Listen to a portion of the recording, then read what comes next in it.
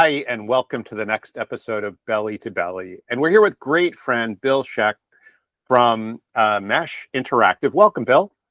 Hey, Bill. Thanks for having me on. I appreciate it. So it's so great to have you here. And so obviously we want to be high impact, and we're going to talk about um, marketing in the U.S., particularly focusing on companies looking to expand in the U.S. and growing. And so before we hop into that, it'd be great so the folks listening have context. Can you tell us a little bit more about what Mesh Interactive does? Yeah, so I started Mesh Interactive 18 years ago, just about. And really our goal is to help life science companies expand or accelerate product adoption. And that manifests itself in a couple of different ways. We help with go-to-market strategy.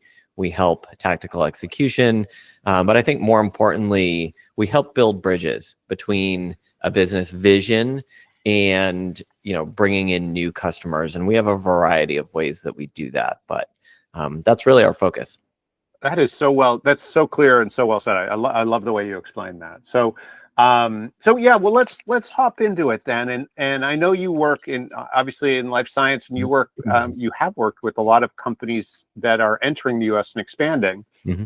And as you look at those companies, and I guess from my experience, companies coming in, besides those that are resident here in the U.S. and growing, but companies coming in quite often have sort of even more questions and can have more challenges just because of the market differences. Mm-hmm. But when you look at the companies coming in, what are some of the bigger challenges that you see that they have in terms of, and obviously they may have different goals. Some are sort of first off looking to build their network of key opinion leaders and partners, and others are looking directly to go for new customers and so on. But I guess, where do you see the biggest challenges? So that's a great starting question. There are a lot of challenges, and if I were to boil them down into maybe three key challenges that have tendrils and branch out to all the rest of them, starting with the fact that our market here is so saturated. There is definitely a shock when somebody comes into this market and thinks, well, maybe I'm a market leader in Europe, and we're well known there. We have, regional offices in 7 or 8 countries, and they want to crack into the U.S. market because there's a lot of money here. There's a lot of opportunity, but that's sort of a double-edged sword. There's a lot of money here, and they're spending it on marketing and advertising and sales. And so it's really competitive. We had a client want to launch in the US market, and they wanted to know what their budget should be. I said, well, you're launching a new medical device into a very competitive space. There are thousands of other companies, this year trying to get into that area. I mean, you're looking at 500,000, $1 million to make your initial impact. And they thought I was kidding. They said, well, we budgeted $5,000. There was such, and that's not common, but it does illustrate the fact that whatever you think the budget should be based on your experience elsewhere, and that example was from Europe. You should take whatever your expectation is and at least double it, at least. So that's the first thing. The second thing is geography. So when we look at a map, it's the United States of America. It's one country. But the reality is, it's like we're 6 or 7 countries mashed together. And a quick Google will sort of prove that out. Google search. What I would think about is the metaphor that I would look at is me saying we want to launch a medical device in Europe, and it's saying we're just going to apply the same approach to marketing to engineers in Germany versus Finland. And if you know anything about those two audiences, they're extremely different. It's the same thing here. And, making the mistake of tackling the whole country at once and treating the entire space equally, sort of with this, with the same message. You make a really good point. I think when we've talked before about starting local, starting small and starting local. And for a company thinking, I want to tackle a whole country, that sounds maybe off, but you can't look at the US as one country. So anyway, enough about that.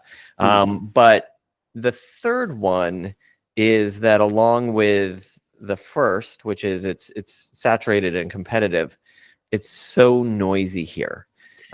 We don't live in bubbles where we only hear and learn about and have inputs in our space. We get thousands of messages a day on different channels, on social, at work, through email, through everything that you can think of. We are bombarded. We don't have enough time to reply to all the emails we get or to read all the content that we bookmark. We're just bombarded. And you really have to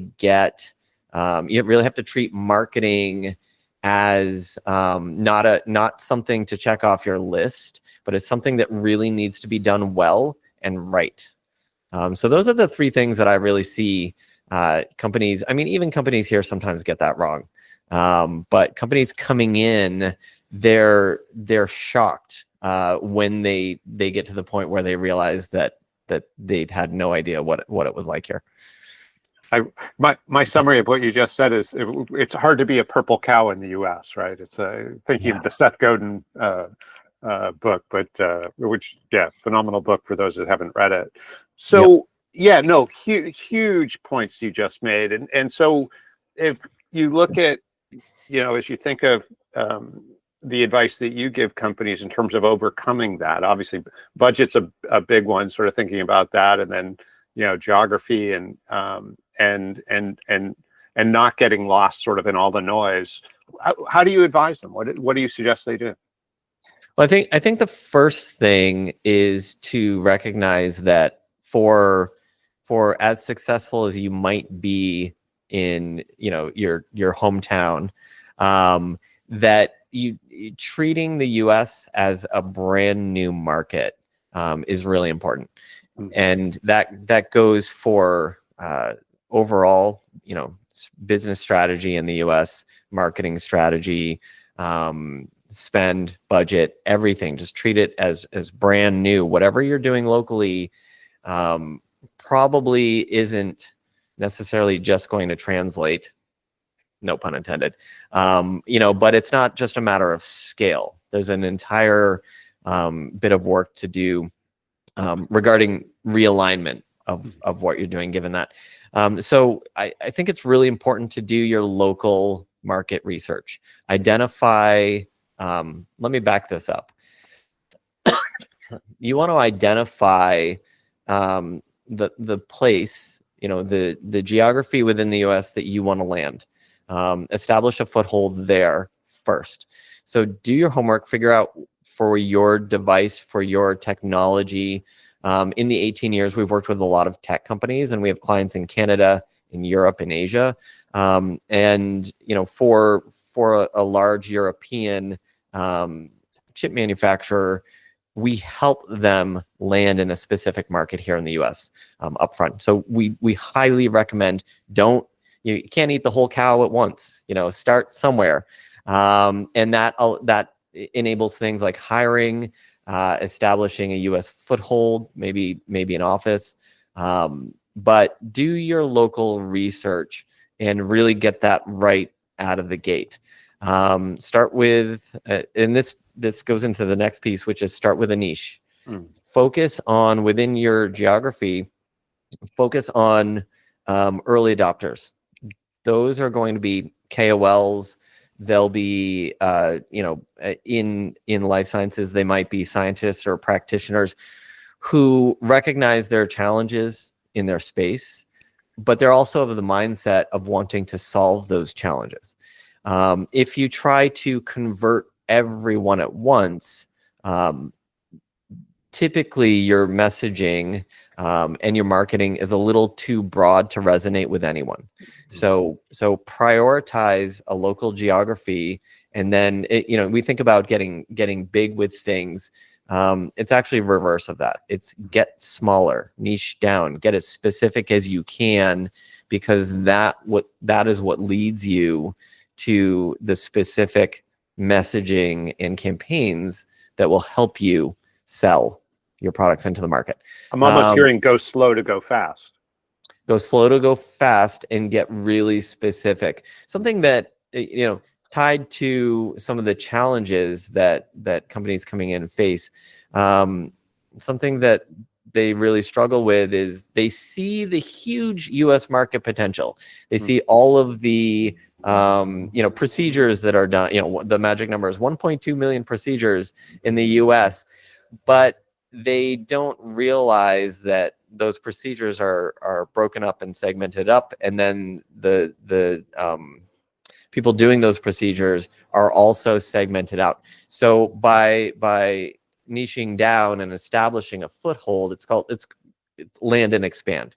You get a foothold, you dominate there, and then it's easier to branch out than try to win over everybody at once. And I think that's both the challenge, but it's also the answer to the challenge.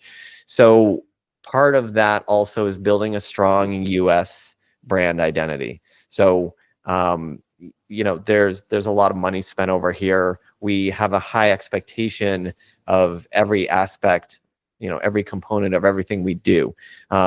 We look at, although we don't necessarily always register it consciously, we look at companies like Apple, and we expect user engagement and interaction and presentation to be at that level. And if it doesn't meet that criteria, it can really undermine great science, and great solutions. And we make a lot of those judgments on a subconscious level. So make sure that when you're coming into the market, you're prepared to visually and messaging wise compete with the players in the space. You don't want to appear like you're the company that just launched out of somebody's garage. That's a little more of a romantic feel than something that's pragmatically useful in the market. I'd imagine in doing that, just a quick follow-up, I'd imagine in doing that, particularly if you've sort of started small or gone sort of focus density area, that allows you to iterate your messaging and professionalize your approach, both your people and your presentation, to a place where once you are, sort of getting onto the national stage, you're sort of at that level, but it's you probably don't start there. It's an iterative process to get there, and the local sort of higher velocity exchange over kind of a short amount of time allows you to ramp up to that level of sophistication and messaging. Is that kind of what you're saying? That's exactly right. And I would say that nobody gets it right the first time. And so being able to be flexible and nimble, and a lifelong student of the market, treat the market as the teacher. And so if you can go in sort of a micro capacity, you can go into an area like Boston, and test even Boston or Cambridge, you can segment or niche down and hit, like you said before, hit some of those more local or regional shows and events. You can test what works. You can test it on a booth. You can test it in your sales messaging when you're having conversations. And I think that's a really good point. And then once you figure out what works there, you can scale it up. And then at that point, you're iterating and you're pivoting, as opposed to, all right, we've bitten the bullet. We've budgeted $1 million and we've spent all of it up front, and now we don't have anything. Like, we really need it to work, and if it doesn't work, it's a catastrophe for everybody. Well, thank you so much for spending the time today, and let's continue the conversation. But you gave some great wisdom, so I really appreciate it. Yeah, no problem. Thank you for having me. Thank you.